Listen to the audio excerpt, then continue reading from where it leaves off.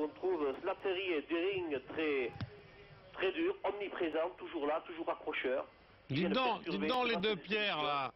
Les deux pierres. Oui, nous vous écoutons, Jean. Bon, vous êtes d'accord sur la physionomie de la première mi-temps, et avec Jean Marquet qui suit ici du plateau, on est à peu près d'accord. Alors il faudrait que vous vous mettiez d'accord sur un autre point. Est-ce que c'est Monsieur Salviac les All Blacks ou est-ce que c'est Monsieur All Baladejo les All Blacks? Hein?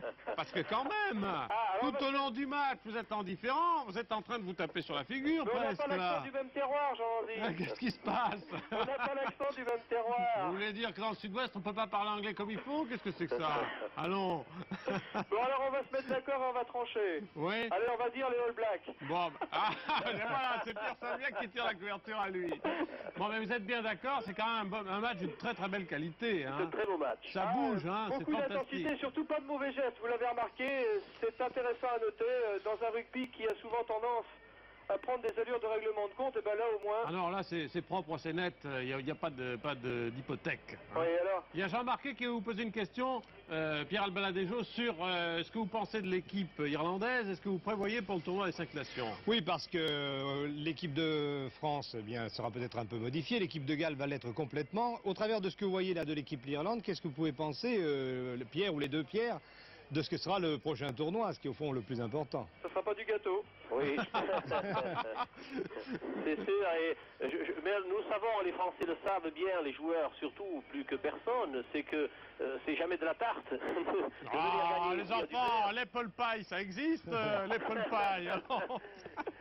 Non, mais c'est jamais très facile de venir ici et je dois dire que si le rugby irlandais ne bénéficie pas de potentiel de joueurs comme la France, par exemple, ils sont beaucoup plus limités que nous, mais je crois qu'ils mettent certains points d'honneur à se défoncer pour ce maillot vert, ce diable de maillot vert, et il semble toujours que ici sur leur terrain, ils jouent à 15, à 18, 20 ou 25, ils sont toujours omniprésents, partout où on amène le ballon, partout où il y a quelqu'un à plaquer, vous verrez, il y a toujours 1, 2, 3 Irlandais. Ah ouais, la flamme verte est très présente aujourd'hui. Hein. Absolument. Ah ça, absolument. alors, oui. Et croyez-moi que le coq aura beaucoup de travail ici et qu'il faudra qu'il s'affûte les ergots pour venir triompher ici le 20 janvier, puisque c'est le 20 janvier que débutera le tournoi des 5 Nations et les Français rendront visite aux Irlandais. Allez, on part pour la deuxième mi-temps et ça s'annonce pas mal, hein. Ça va être disputé. En tout cas, tout est à refaire. 3-3, tout est à faire. toutes les équipes peuvent encore espérer la victoire. Got everything to do, my dear. Hein. Allez. À tout à l'heure. En voiture pour les All Blacks. Allons-y. Voilà, Tony Ward qui va faire cette remise en jeu. Tony Ward, les Français d'ailleurs l'ont découvert avec surprise, étonnement au cours du dernier match Irlande-France au Parc des Princes. C'est la nouvelle coqueluche de cette équipe d'Irlande. Encore que ça n'enlève rien à l'étonnante et extraordinaire popularité de Mike Gibson. Je vous rappelais tout à l'heure qu'il avait 35 ans, mais qui malgré son âge est toujours vert. Oui, sûr. Bien, on n'attend plus que monsieur l'arbitre pour donner le coup d'envoi de cette deuxième mi-temps, et c'est chose faite. Pour 40 minutes de jeu sur ce coup d'envoi de Tony Ward avec à la réception, Et oui, monsieur Garissir, mais le renvoi est direct. Donc une mêlée aura lieu au centre du terrain avec introduction Donaldson, demi de mêlée All Black.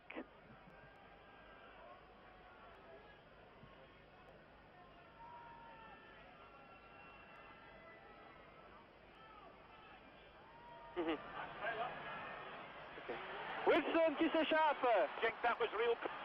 Pour Kay, dans les 22 mètres irlandais.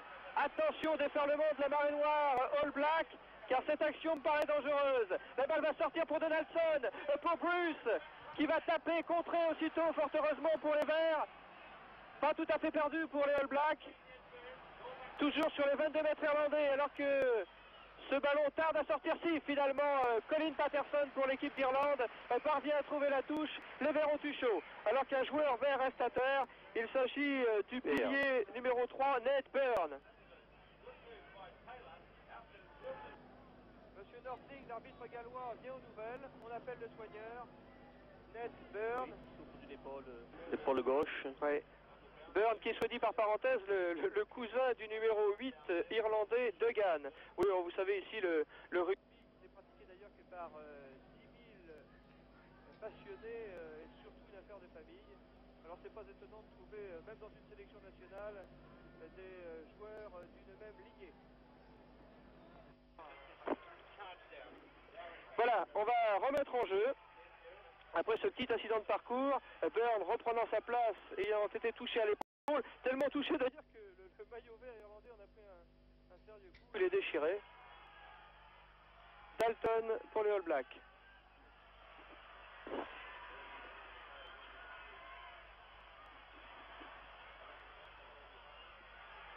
Rutledge.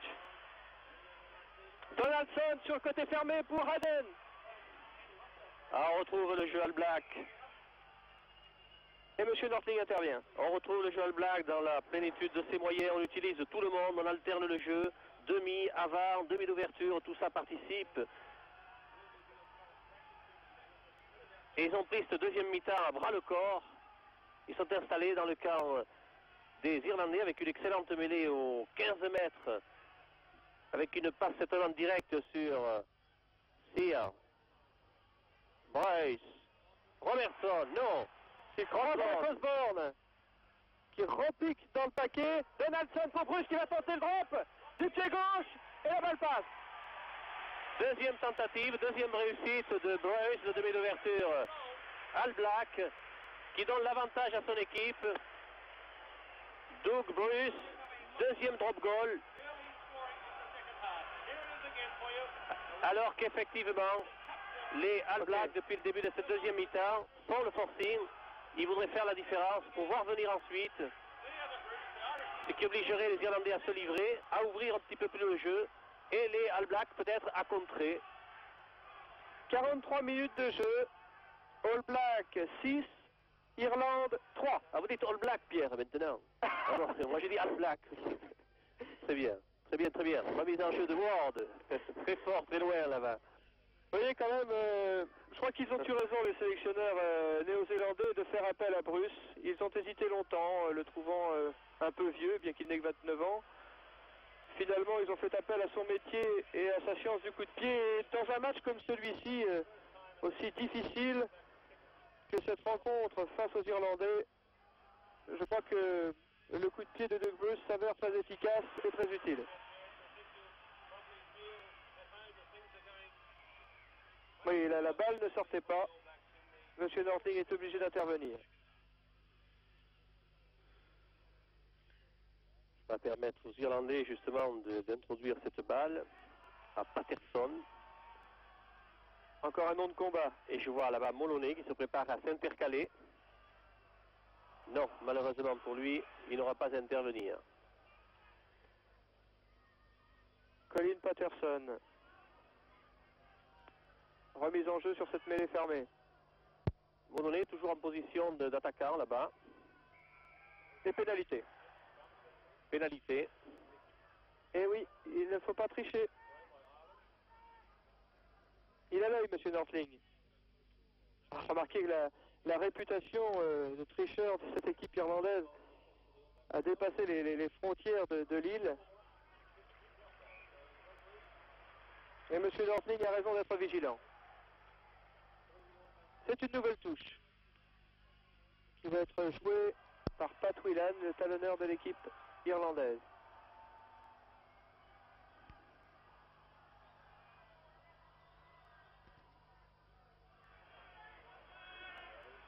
Sear avait sauté plus haut que tout le monde. Donaldson s'était emparé du ballon. Oui, je crois qu'il n'a pas sauté seul d'ailleurs. Il a été aidé un peu pour sauter. C'est l'ascenseur dans l'air. Ce qui justifie la pénalité dont ont hérité les Irlandais. Très beau coup de pied de Tony Ward. De Ward. Ah, c'est un duel de demi d'ouverture qui ont chacun un très très bon coup de pied et qui, chacun de leur côté, peut faire la différence. Dalton pour le All Black dans le camp des Noirs. Ah, c'est Keane qui s'est emparé du ballon. Patterson, Ward, McKibben, Gibson, Kennedy.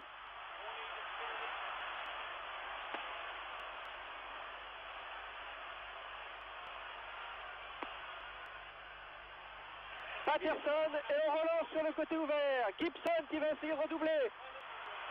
McLennan qui ne parvient pas à son ballon aussi. Gibson tout de suite pour Tony Ward. Ah, c'était trop dommage. C'est dommage pour les Irlandais. Il en est même navré, l'arbitre, monsieur Nordling, obligé de siffler, c'est vrai, alors qu'il aurait été tenté de laisser faire.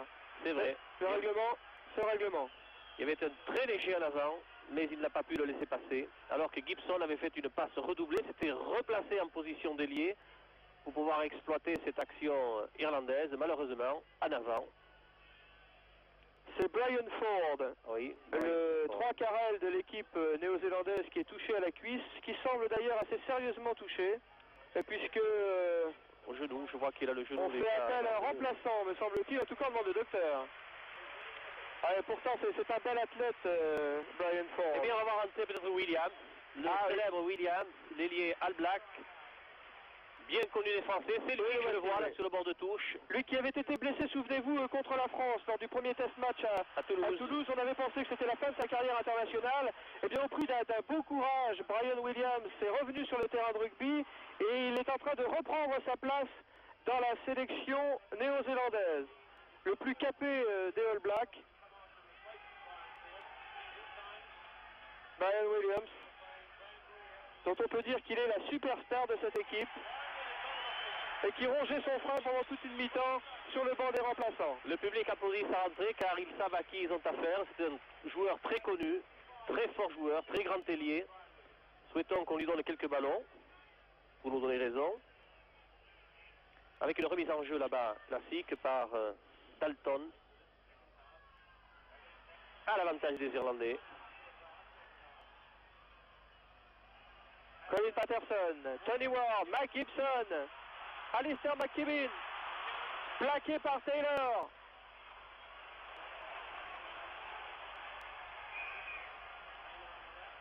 Ah, beaucoup de monde pour ce ballon, mais finalement il est enterré. Et on doit le rendre à celui qui le portait en général, qui faisait action de progression, les Irlandais, c'est bien ça. Introduction Colin Patterson. 9 minutes de jeu dans cette deuxième mi-temps. L'équipe de Nouvelle-Zélande mène 6-3 devant l'Irlande. L'arbitrage de M. Norling est excellent. C'est un jeune arbitre que l'on va voir très vite dans le tournoi, sûrement. Bien joué. Tony Ward qui passe la passe. Ah, qui prend un contre-pied sur l'adversaire direct. Plaqué sans ballon. Pénalité. Oui, plaqué sans ballon, oui. Et qui fait jouer la pénalité au point de chute du ballon. Profitant ainsi d'une occasion merveilleuse qui lui est donnée de remettre les deux équipes à égalité sur cette pénalité qui ne va pas manquer de tenter. Tony Ward qui a très bien joué ce côté fermé avec deux crochets intérieurs et qui a été plaqué au moment où il avait joué la balle au pied. Et au point de chute de son coup de pied, ce qui est la règle, il y a pénalité. Le ballon étant tombé à 22 mètres, 23 mètres des buts All Black, légèrement à gauche des poteaux. Et ce même Ward va essayer de se faire justice lui-même. 50e minute de jeu. La Nouvelle-Zélande mène devant l'Irlande 6-3. Tony Ward, numéro 10 de l'équipe d'Irlande, a l'occasion de remettre les deux équipes à égalité. Un silence de mort sur Lance Road. Et une balle qui se lève bien, prend la direction et passe entre les poteaux. 6-6. Les deux équipes sont remises à égalité, le match est relancé. Pas d'effet, mais deux drops du demi d'ouverture All Black et deux pénalités du demi d'ouverture irlandais. Bruce pour les All Blacks, Ward pour les Irlandais. 6-6. Ah, comme j'avais raison de vous dire tout à l'heure que ce match pouvait se jouer entre Ward et Bruce. En tout cas, pour l'instant, c'est précisément le destin de cette rencontre. Et les cœurs irlandais qui commencent à se manifester. Tandis que Clive Theory remet en jeu. Oh, belle réception d'Oliver, le deuxième ligne gallois. Petit côté pour Williams qui tape à suivre à la réception Kennedy, qui vient de faire d'ailleurs, me semble-t-il, un bel arrêt, mais qui a été touché sur cette action. Kennedy très courageux. Remarquez, quand on porte un nom aussi célèbre, on n'a pas le droit devant un public irlandais aussi difficile de laisser passer une action pareille. Alors Kennedy s'est jeté avec beaucoup de cœur dans la bataille.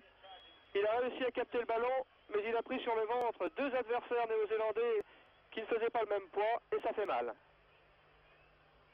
Le match est arrêté, tandis que Kennedy, qui étrenne ses galons d'international irlandais aujourd'hui sur la pelouse de London Road, se souviendra sans doute longtemps de ce rush des avants néo-zélandais.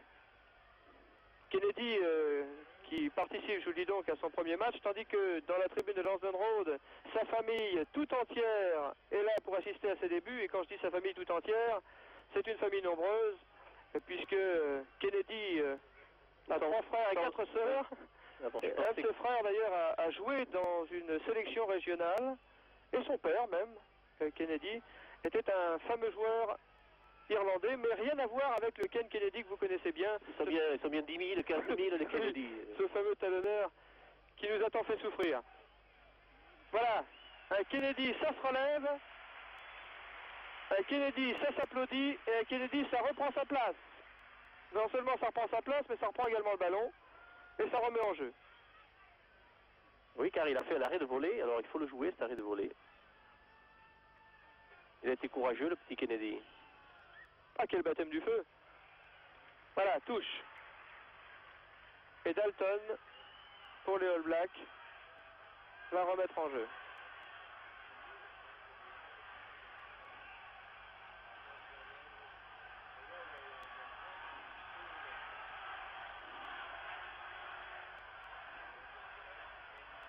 Prise de balle irlandaise. Finalement, un sort pour les All Blacks. Taylor Osborne, plaqué. Alors que Larry Moloney s'est emparé du ballon. Slattery. Les Irlandais s'organisent. Ont-ils gardé ce ballon? Malheureusement pour eux, la balle est enterrée. Coup de sifflet de M. Nortling. Ah, ils sont en embuscade et sont dangereux sur contre-attaque, ces Verts. Au moment où on les croit à dominer, prêts à céder, il y a toujours un Vert pour contrer une attaque All Black. Colin Patterson, Tony Ward, à suivre pour Kennedy. Mais finalement, c'est Clive Curry. Plaqué. Sans ménagement par les Verts qui déferlent. Allez les Verts. Colin Patterson attend ce ballon. Malheureusement pour lui, il ne l'aura pas. Monsieur Nortling est intervenu.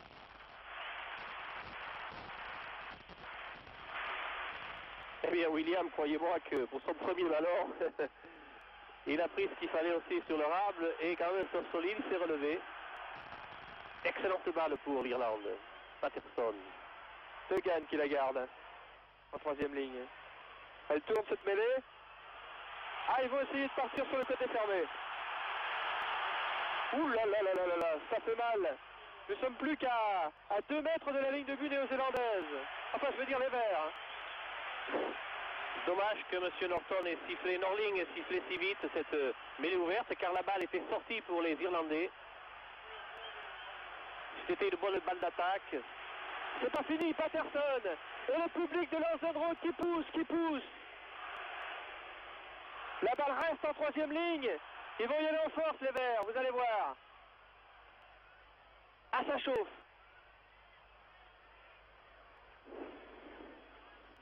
Encore une tentative pour rien, Monsieur Nortling est intervenu. Oui, mais il y a une décision importante, car la balle va changer de main.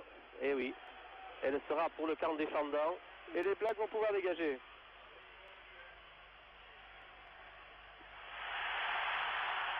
Eh, c'est pas si facile que ça.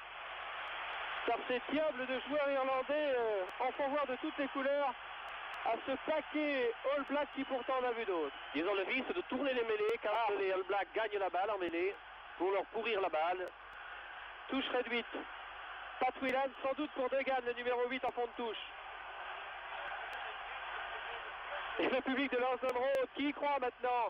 6 à 6, c'est le moment de forcer. Slattery. Oui, oui, en avant en Irlandais. Et c'est une balle à nouveau pour les All Blacks. Qui s'embrouillent pour se dégager de leurs 20 mètres.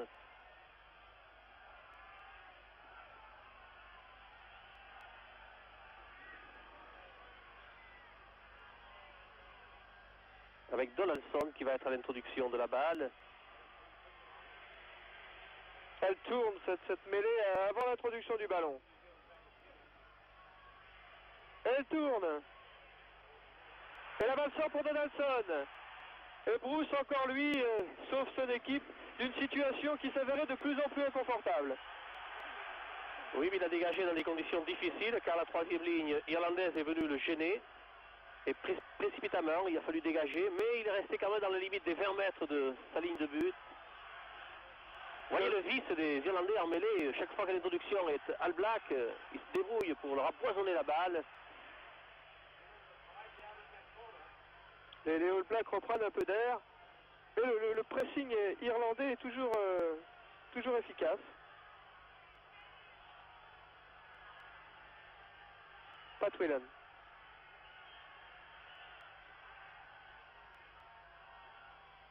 C'est le quart d'heure irlandais. Donaldson. Oh là là là là. Heureusement que M. Nordling avait sifflé auparavant. Parce que là, Donaldson, il était dans une situation plutôt délicate.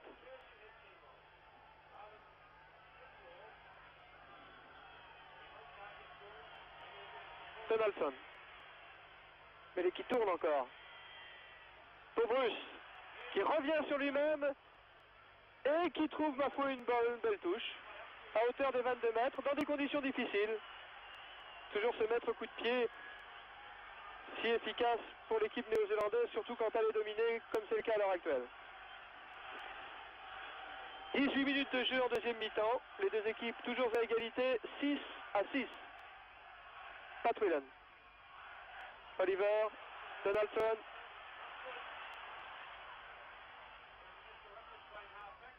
Rutledge.